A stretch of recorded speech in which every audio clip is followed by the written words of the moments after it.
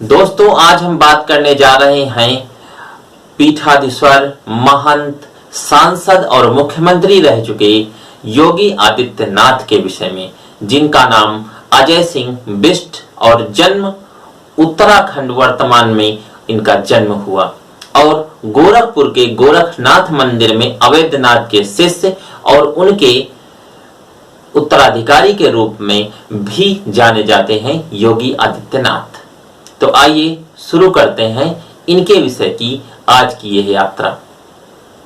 योगी आदित्यनाथ का जन्म सन 1972 में पौड़ी गढ़वाल क्षेत्र में हुआ, जो उत्तराखंड का एक जिला है पौड़ी।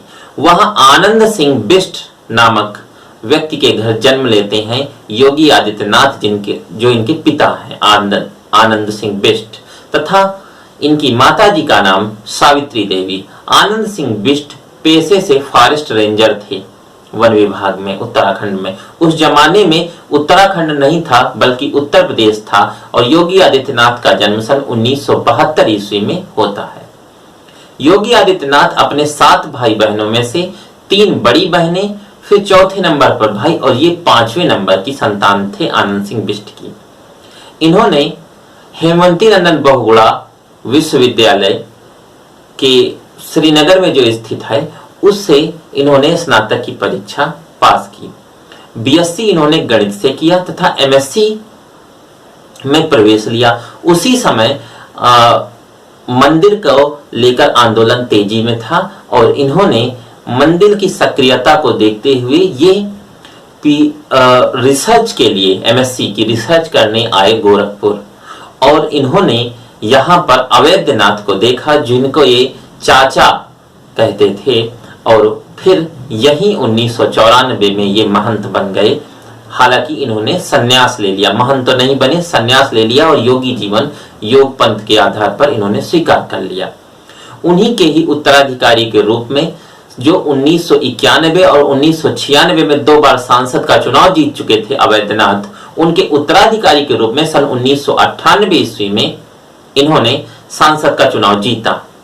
1998 जीता, 1999 जीता, सन 2004 जीता, सन 2009 जीता, सन 2014 जीता और सन 2014 जीतने के बाद जो सन 2017 में होने वाला उत्तर प्रदेश का चुनाव था उसमें इन्हें स्टार प्रचारक की भूमिका में हेलीकॉप्टर भाजपा सरकार द्वारा दिया गया। इसके बाद स्टार प्रचारक की भूमिका निभाने के बाद ये प्रखर हिंदू नेता बनकर उभरे थे उसी समय और एक बड़ा हिंदुत्व का चेहरा और हिंदूवादी बन जो योगी आदित्यनाथ सबके सामने आए थे। हालांकि उसके पीछे हिंदू युवा वाहिनी का इनका चेहरा और वो किरदार था जो इनकी सहायता भी कर रहा था और फिर इन्होंने उत्तर प्रदेश के मुख्यमंत्री का पद लिया और 2 मुख्यमंत्री इनकी सहायता में लगे और इनका 2017 से शुरू हुआ कार्यकाल था वो 2022 में आकर समाप्त हुआ और यहाँ दूसरा चुनाव भी जो आप देख रहे हैं चल रहा है वर्तमान समय में।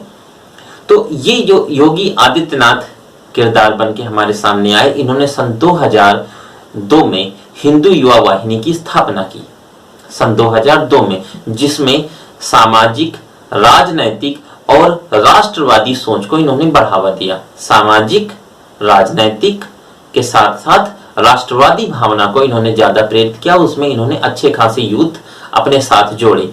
जैसा आप जानते हैं ये पूर्वांचल का एक बड़ा चेहरा है जिसमें से कि 3 मंडल इनके कब्जे में है, इनकी हिंदूवादी सोच को लेकर के या इनकी प्रखर सोच को लेकर के। जो सब 1998 में जब ये चुनाव जीते थे तो ज्यादा अंतर से नहीं जीते, लेकिन फिर उसके बाद इनकी बराबर जीत का अंतर बढ़ता चला गया और सांसद रहते हुए जब इन्होंने 2014 में तो एक बड़ी अंतर से इन्होंने जीत हासिल की थी जो 2 लाख से ज्यादा की जीत थी। जब ये 1998 में चुनाव जीतकर संसद पहुंचे थे तो इनकी आयु मात्र 26 साल थी और ये लोकसभा के सबसे कम उम्र के नेताओं में से एक थे योगी आदित्यनाथ। जब 2017 में जब ये चुनाव जीत गए, यहाँ पर इनके नेतृत्व में जीता गया, उस समय सांसद थे। एमएलसी का चुनाव जितवा कर और इन्हें मुख्यमंत्री बनाया गया। मुख्यमंत्री की शपथ में भी इन्होंने अच्छा कार्य किया था। पूर्व मुख्यमंत्री उत्तर प्रदेश मुलायम सिंह यादव और उनके पुत्र पूर्व मुख्यमंत्री अखिलेश यादव दोनों को मंच पर बुलाया। अमित शाह तथा नरेंद्र मोदी प्रधानमंत्री की उपस्थिति में इनका जो है शपथ ग्रहण समारोह हुआ, तो ये भी एक सकारात्मकता थी। अब हम बात करते हैं इनके आगे की सफर की। जब बात आती है योगी आदित्यनाथ की, तो इनकी बोलचाल की भाषा या इनके जो मुखर और बेबाक कहने का अंदाज है, उससे काफी लोगों को हताहत भी कई बार कर देते हैं। इस हताहत की सीरीज में इन्होंने इनके ऊपर या इनके विरोधियों ने इनके ऊपर सन 2008 में जानलेवा हमला किया आजमगढ़ में। वो जो जानलेवा हमला था उसमें काफी लोग, इनके गाड़ी पर बम मारा गया और काफी लोग जो इनके साथ थे वो भी जख्मी हुए। इसके बाद मुहर्रम को लेकर के आंदोलन कर रहे एक हिंदू युवा वाहिनी के ही अभ्यर्थी पर उस समय कर्फ्यू लगा दिया गया गोरखपुर में, और गोरखपुर में लगने वाले कर्फ्यू में काफी दिनों तक गहमा गहमी रही। इनको वहां के जिलाधिकारी ने मना भी किया कि आप उस बच्चे की श्रद्धांजलि समारोह का आयोजन नहीं करेंगे। इन्होंने भारी मात्रा में किया। उसके बाद पुलिस बल का प्रयोग इनके ऊपर हुआ और इन्हें गिरफ्तार भी किया गया। जब इन्हें गिरफ्तार किया गया था उस समय इनके ऊपर धाराएं लगी थी 151A, 146, 147, 279, 506 के तहत इन्हें जेल भी जाना पड़ा।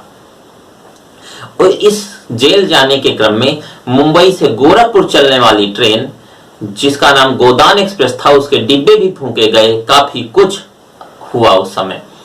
फिर दूसरा एक विवाद जो इनके साथ जुड़ा हुआ है कि इन्होंने घर वापसी और धर्मांतरण भी भारी मात्रा में कराया। यह मुद्दा तब ज्यादा गर्म हुआ जब एटा जनपद में इन्होंने 1800 ईसाई बन चुके लोगों की शुद्धिकरण कर घर वापसी की। यह मुद्दा तब और भी ज्यादा गर्म हुआ और ये खासे विवादों में रहे। लेकिन जब से मुख्यमंत्री बने तो इनके व्यवहार में काफी हद तक नरमी देखी गई। जैसा कहा भी जाता है कि सिंहासन कोई भी हो, जिम्मेदारियां व्यक्ति के रुख को नर्म कर ही देती हैं, क्योंकि कुर्सी सहज नहीं होती, उसमें स्वभावतः अपने पद की गरिमा की कीलें गड़ी होती हैं जो आपके रुख को बदलना लाजमी हो जाता है। तो मुख्यमंत्री बनने के बाद रुख में परिवर्तन भी आया, लेकिन जहां विवादों की बात हो वहां पर सीरीज और लिस्ट लंबी हो जाती है। बात यह है जब उत्तर प्रदेश के मुख्यमंत्री उस समय मुलायम सिंह हुआ करते थे, तो गोरखपुर दंगा हुआ जो काफी हद तक भड़क गया था, जिसमें रेलों को जाम कर दिया गया, रोड पर हिंदू युवा वाहिनी के लोग उतर आए। वो भी मुद्दा कर्फ्यू का ही था। कर्फ्यू उस समय लगा हुआ था। ये मामला 2005 के लगभग का है। उस समय वहां के गोरखपुर के जिलाधिकारी हरिओम और एसपी राजा श्रीवास्तव ने इस मुद्दे पर मुलायम सिंह के कहने के बाद रुख को अपने नरम किया और कर्फ्यू आदि हटाए गए। यह भी एक विवादों की ही फेहरिस्त में आता है योगी आदित्यनाथ के साथ।